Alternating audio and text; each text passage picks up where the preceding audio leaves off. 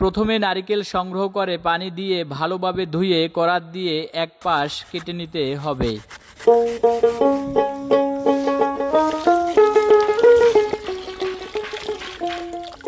এখন যে খাবারটি রান্না হবে তাতে প্রয়োজনীয় সকল প্রকারের মশলা নির্দিষ্ট পরিমাণে ভালোভাবে মাখিয়ে নিতে হবে।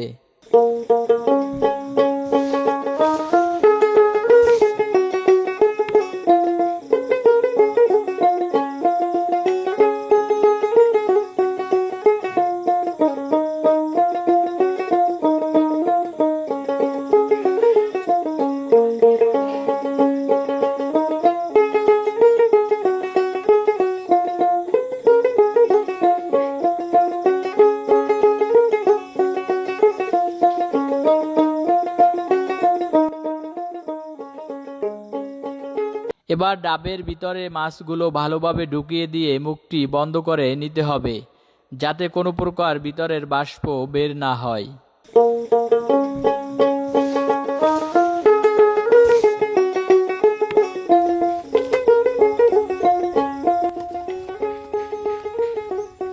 এভাবে 1.5 থেকে 2 ঘন্টা আগুনে পুড়িয়ে নারিকেলের বাহিরের অংশ কিছুটা পোড়া হলে ধারণা করা হয় যে রান্না হয়ে গেছে।